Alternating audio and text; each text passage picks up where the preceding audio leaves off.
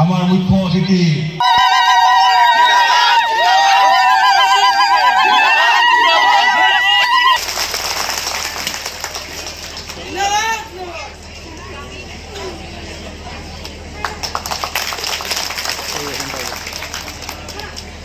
অসমৰ জনজাতি ৰাইজৰ বাবে গঠন কৰা 7খনকৈ স্বায়ত্তশাসিত পৰিষদ নিৰ্বাচিত পৰিষদ হিচাপে গণতান্ত্ৰিকভাৱে চলি আছে। দেউৰী স্বায়ত্তশাসিত পৰিষদ তাৰে মাজৰ এখন, আৰু এই পৰিষদখনে এইটো পৰ্বত তেওঁলোকে এটা বছৰ সম্পূৰ্ণ কৰিছে। আজি বৰ্ষপূৰ্তি অনুষ্ঠানত মই অংশগ্ৰহণ কৰিলোঁ, বহুখিনি আঁচনিৰ শুভাৰম্ভও কৰিলোঁ, আৰু এই বৰ্ষপূৰ্তি অনুষ্ঠানত এই পৰিষদখনলৈ মই শুভেচ্ছা জনাইছোঁ। আমাৰ মাননীয় মুখ্যমন্ত্ৰী ডক্টৰ হিমন্ত বিশ্ব শৰ্মা ডাঙৰীয়াৰ নেতৃত্বত চৰকাৰৰ যি উন্নয়নৰ এক অবিৰত যাত্ৰা, তাৰ অংশ হিচাপে দেউৰী স্বায়ত্তশাসিত পৰিষদে কাম কাজ আগুৱাই নিব।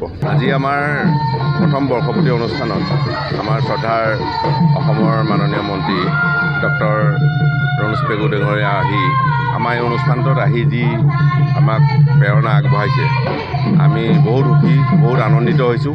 আৰু আমাৰ দেউৰী স্বায়ত্তশাসিত পৰিষদে যিখিনি উন্নয়নমূলক আঁচনি আমি ইতিমধ্যে আৰম্ভ কৰিছোঁ, যে আমি যোৱা বৰ্ষৰ দায়িত্ব লোৱাৰ পিছতে আমি আৰম্ভ কৰিছিলোঁ যে আমাৰ জনগোষ্ঠীটোৰ শিক্ষা, জনগোষ্ঠীটোৰ কাৰণে ধৰক কৃষি বিভাগতে হওক বা খেলতে হওক বা যোগাযোগ, প্ৰতিটো ক্ষেত্ৰতে আমি আগবঢ়াই লৈ গৈছোঁ, যাতে আমাৰ ছাত্ৰ ছাত্ৰীসকলৰ শিক্ষাটো যাতে আমি আগবঢ়াই লৈ যাব পাৰোঁ। তাৰ লগতে আমি গুৱাহাটী এটা ভীমবৰ ভৱন আমি ইতিমধ্যে আমি ভীমদেৱীৰ মৃত্যু দিনাখনে শুভাৰম্ভ কৰিছোঁ, আৰু ঠিক তেনেদৰে আমি ডিব্ৰুগড়তো এটা ভৱন বনাই আছোঁ, অহা বছৰ আমি কমপ্লিট কৰিম। আৰু ঠিক তেনেধৰণে শদিয়াতো আমি এটা ভৱন বনাই আছোঁ, আমি ভাবিছোঁ অহা বছৰ সেইকেইটা আটাইকেইটা কমপ্লিট কৰিম।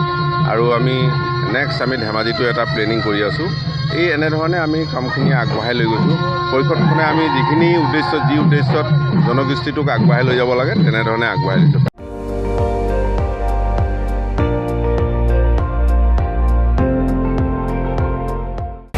আপুনি চাই আছে ND24, সৰ্বশ্ৰেষ্ঠ নহয় সৰ্বোত্তমৰ দৌৰ।